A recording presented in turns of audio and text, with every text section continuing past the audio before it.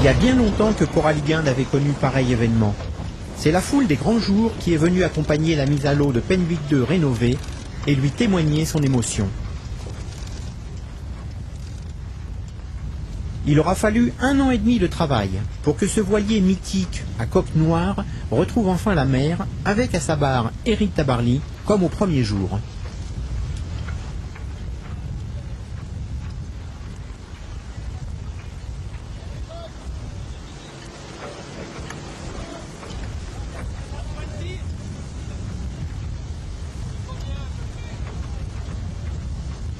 Chacun se souvient encore, Penwick II est le voilier qui a mené Tabarly à la victoire historique en 1964 dans la Transat Plymouth-Newport. Éric Tabarly était alors âgé de 32 ans. Il remporte cette course transatlantique devant son adversaire le plus sérieux, Francis Chichester. Cette victoire force l'admiration et fait entrer Tabarly et Penwick dans la légende. D'autres Penwick créeront une lignée de champions, et Tabarly embarquera dans son sillage plus d'une génération de navigateurs, parmi lesquels des noms prestigieux tels Colas, de Kersozon, Poupon, Lamazou ou Étienne. Penwick II, après plusieurs saisons de navigation et de participation à des courses croisières en équipage, le Rorke, les Bermudes, en Manche, en Atlantique, sur toutes les mers du monde, le bateau est acheté par le ministère de la Jeunesse et des Sports et affecté en 1968 à l'École nationale de voile de Bégrohu pour la formation de chef de bord. Il sera désarmé en 1973 et Penwick II sera exposé sur le parking d'entrée de l'École nationale de voile, mettant ainsi fin à une glorieuse carrière. Le bateau va séjourner longtemps, beaucoup trop longtemps sur ce parking et de surcroît insuffisamment entretenu. Penwick va poursuivre une lente agonie dont l'issue aurait été fatale sans la création de l'association Restaurons le Penwick. En 1994, le 30e anniversaire de la victoire permet d'affirmer l'objectif poursuivi par l'association, qui est de préserver la mémoire de l'exploit sportif, de faire considérer le bateau comme élément de notre patrimoine maritime et culturel. 1964 aura marqué une date de référence pour le développement de la plaisance et plus largement du nautisme en France. L'objet du délit est ce bateau aux caractéristiques particulières, œuvre conjointe de Éric Tabarly et Gilles Costantini, architecte naval. Il devait être maniable par un homme seul, à déplacement léger, contrairement aux options de l'époque. Ainsi naît Penduic, avec 10 mètres à la flottaison, 13,60 m de longueur hors tout, 3,40 m au mètre beau et 2,20 m de tirant d'eau. Le lest sera à bulbe et étroit, il pèsera 2,8 tonnes. Le bateau déplacera 5,4 tonnes, ce qui lui permettra d'être performant avec une surface de toile, comme nous l'avons dit, maniable par un homme seul. La coque est à bouchin vif, ce qui permet d'avoir une carène suffisamment large à la gîte pour une stabilité de forme suffisante et assez étroite lorsque le bateau est droit pour une surface mouillée réduite et une bonne pénétration dans l'eau. En bref, c'est un merveilleux compromis. La bulle plastique prise sur un bombardier permet à Éric de naviguer à l'abri par gros temps. Le gréement est celui d'un ketch. Le gréement dormant est métallique, ce qui est proprement révolutionnaire pour l'époque. C'est donc dans cette configuration que Penduic II naviguera jusqu'en 1966, date à laquelle il sera transformé et la longueur réduite de 2,10 m pour respecter les règles de jauge et participer à la course des Bermudes. Mais c'est en l'état initial que Penduic navigue aujourd'hui.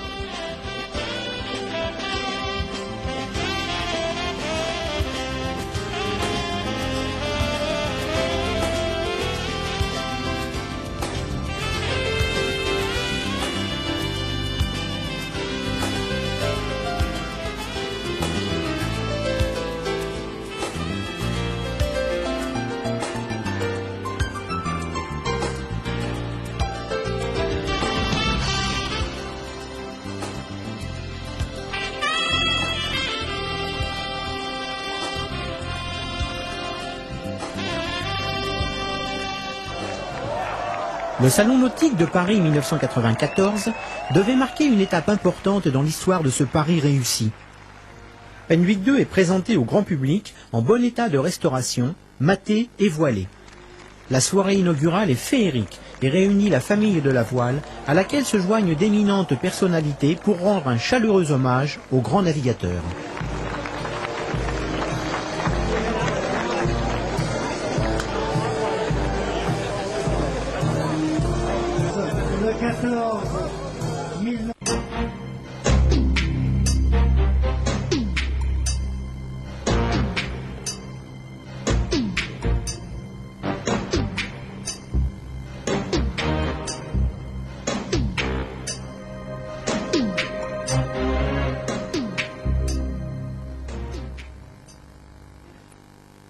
Revenons quelque temps en arrière, en février 1994. Février 1994, date à laquelle débutèrent les travaux de restauration, pour mesurer le chemin parcouru et l'ampleur de la tâche à laquelle l'association, ses partenaires et les personnels de l'ENV se sont attelés avec détermination, motivation, mais aussi respect d'un bel objet à faire revivre.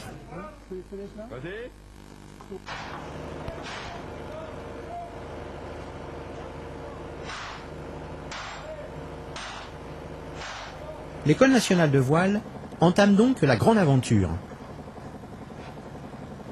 Parmi les premiers partenaires, il y a ceux qui avaient déjà participé à la construction du bateau. Et Gilles Costantini, l'architecte, après avoir effectué une expertise du bateau, suivra de très près la restauration et apportant ainsi toute son expérience.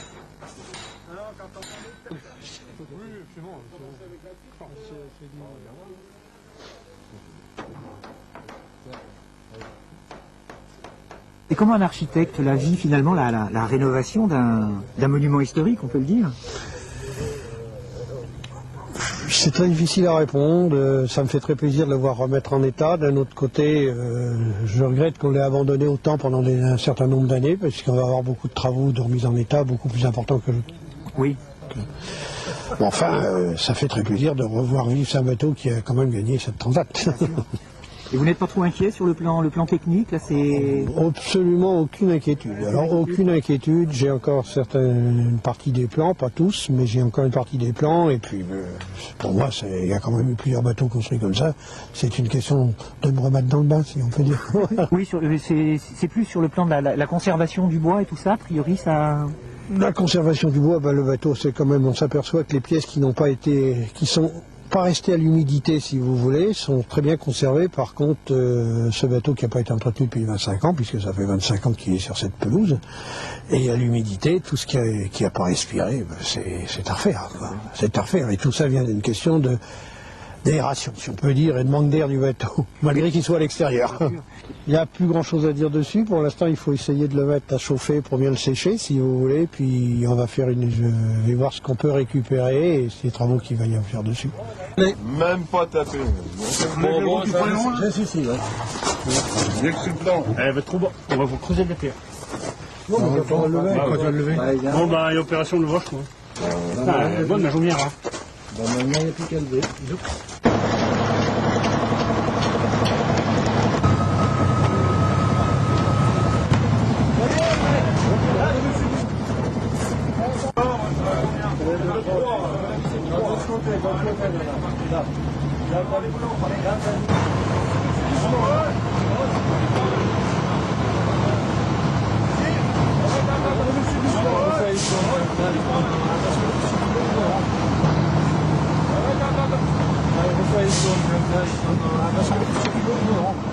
Force est de constater qu'après 25 années de présence sur son berre, au sein des murs de l'ENV, Penwick en était devenu une véritable figure emblématique. Il aurait cependant pu terminer là sa carrière, dans l'anonymat d'une retraite, certes méritée, mais injustifiée en regard du passé prestigieux qu'il incarnait. Et pourtant, loin des embruns, la vie s'écoulait avec son lot d'événements et de rencontres inattendues. Des squatteurs y avaient élu domicile. L'histoire ne nous dira pas si leurs aspirations d'horizons lointains à trouver ici refuge, ou si le choix de cette demeure était plus simplement lié aux contingences de la vie. Toujours est-il que le rêve s'est brisé un beau matin, suite à la découverte des intrus par le directeur de l'époque, véritable gardien de l'objet convoité.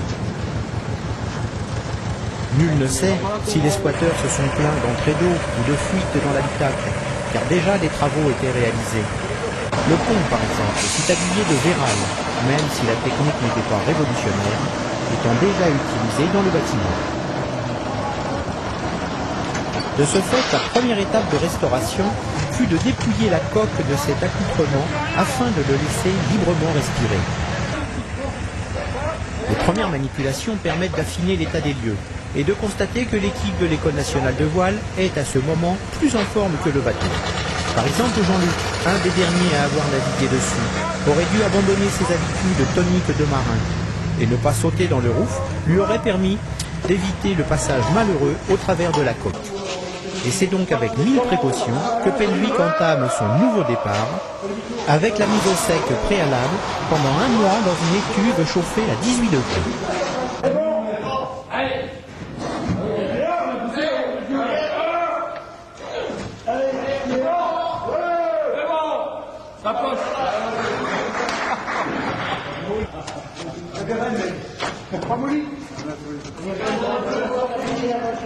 Décidément.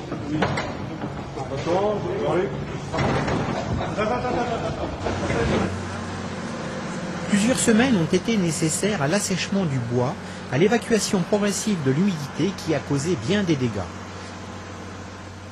Le programme de restauration peut réellement commencer, et Penwick s'apprête à prendre la route de Pont-l'Abbé, destination chantier Pichavant, spécialiste de la construction bois.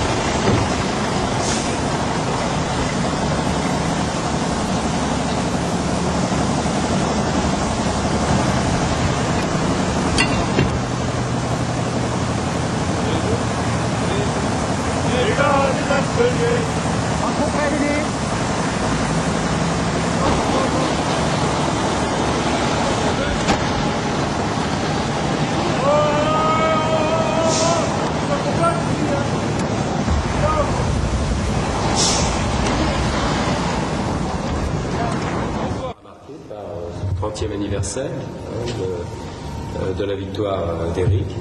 Et puis, compte tenu de ce que nous venons de dire et que nous allons préciser quant aux travaux de restauration de ce bateau, eh bien, le projet que nous avons, c'est de pouvoir le faire renaviguer, mais de le refaire naviguer au service d'un projet. Et pour l'heure, nous en sommes à la restauration et à la préparation du salon nautique 94.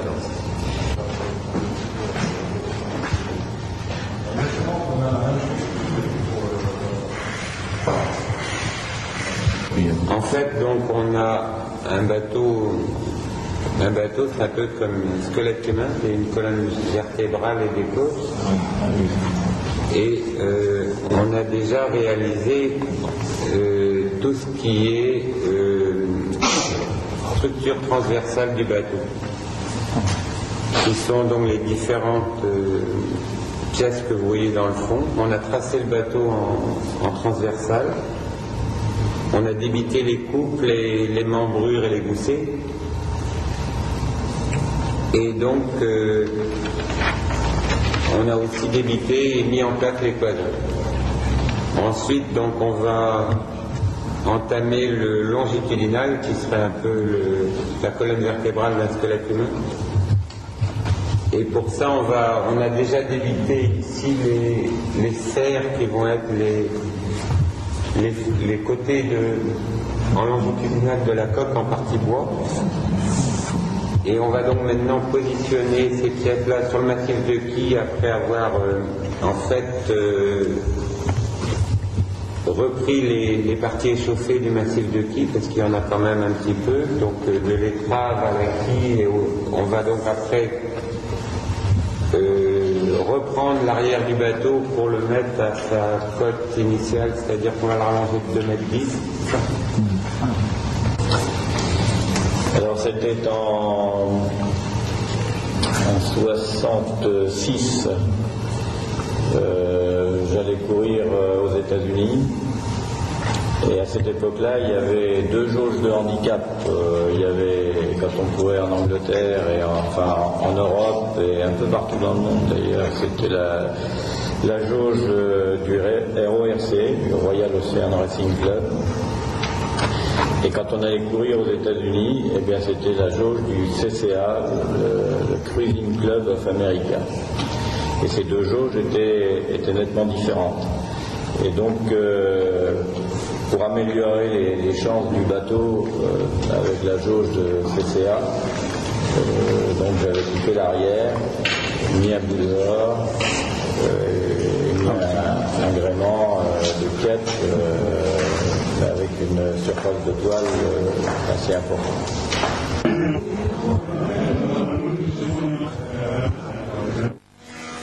Pas mal de choses sont à revoir, et en particulier au niveau du contreplaqué qui constitue la coque.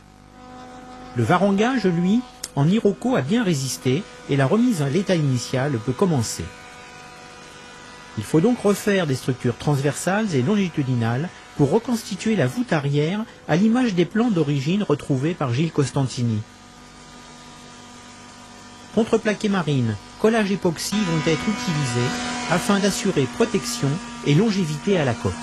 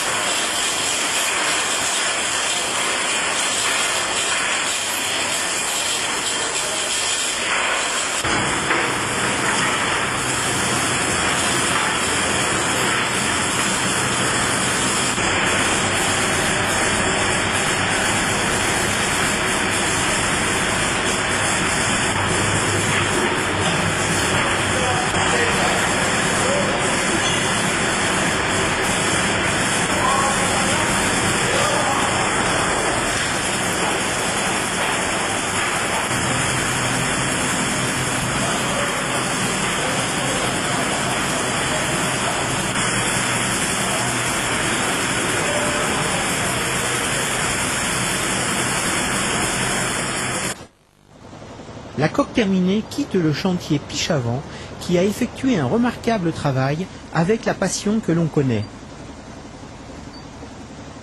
Il faudra auparavant réaliser l'opération de retournement de la coque, opération délicate, eu regard à l'objet.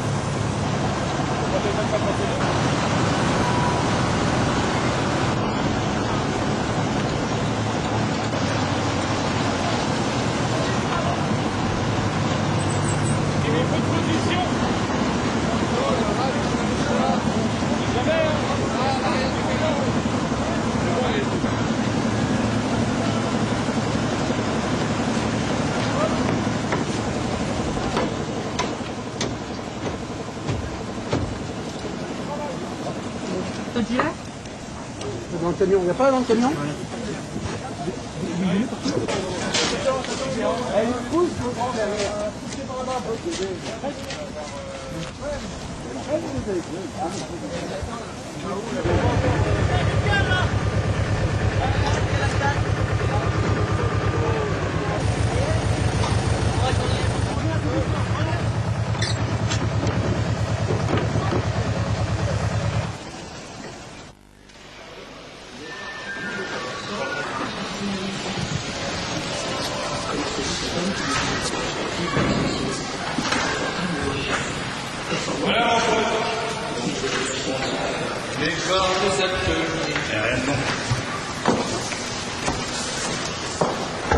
Ça m'a dit, je descends. Attends, bouge pas. Regarde, sinon. Il risque de se casser la gueule, bouge pas. Non, vas-y. Ah, bah, on va dedans.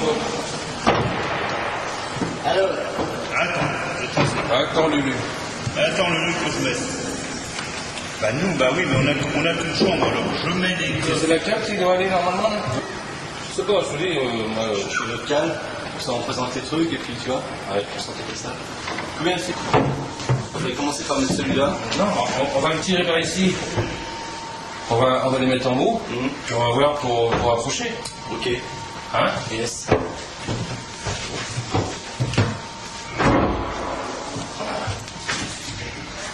Je suis bon. On y va doucement, là. C'est bon là, Dédé? Ouais. Vas-y.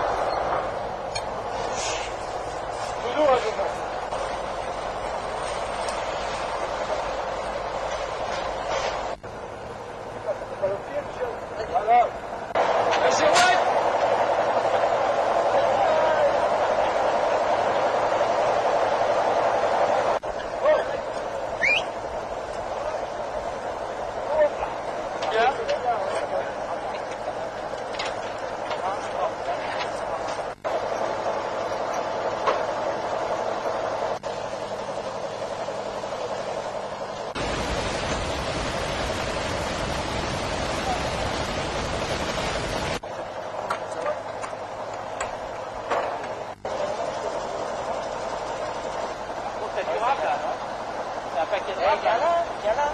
Ouais, mais t'as un paquet de rap là. Ouais, c'est pour ça qu'il y a là.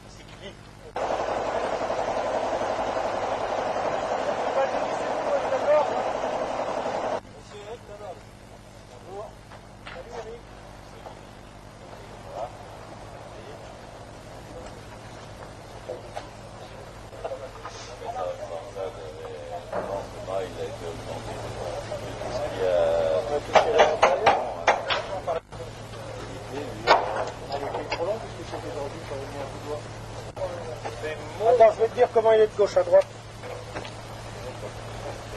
Attendez, juste le micro. Ah, t'es d'accord?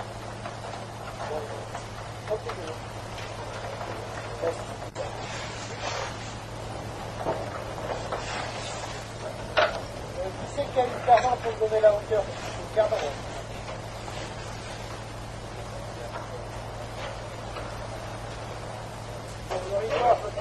Ouais, le rideau, c'est ça. Parce que là, ça va. Ça tire pas bien, quoi. Il y a ce que ça va. Ça va user la barre.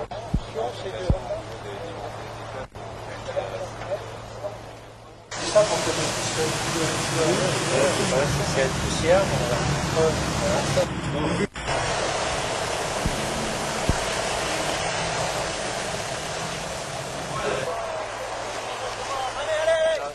Vas-y, encore, allez. Faut que le bout soit tendu. Roulez. Vas-y. C'est bon, encore, allez, on tombe. À droite, tout. À droite.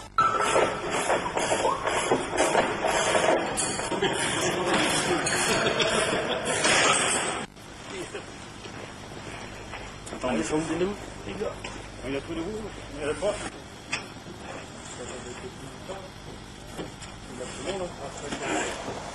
Je dirais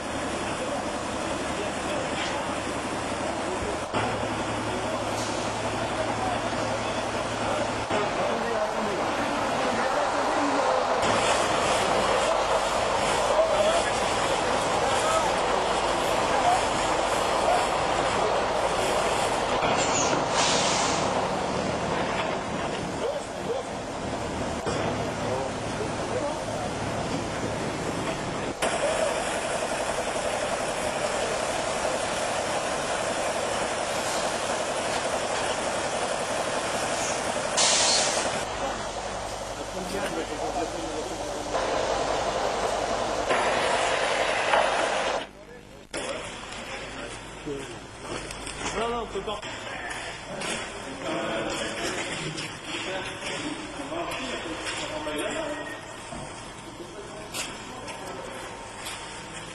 C'est un peu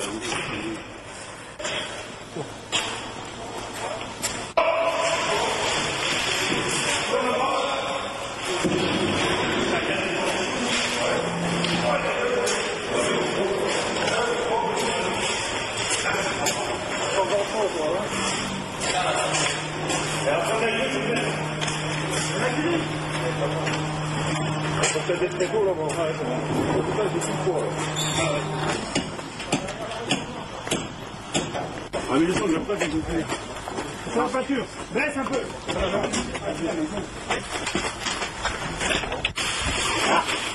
Non, il faut être très viré. Hein? Très viré. Le viron.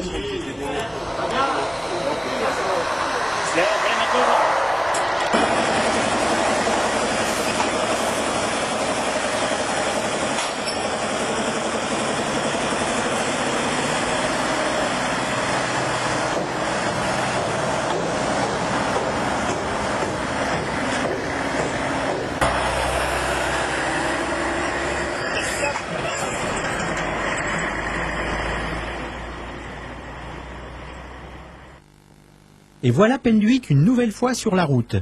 Mais cette fois, c'est pour se montrer au grand jour, au Salon nautique de Paris, avec le succès que l'on sait. Reste à aborder la dernière étape, celle des aménagements et des finitions, pour qu'à nouveau l'étrave de Penduick fende les flots, et ce, dès 1996.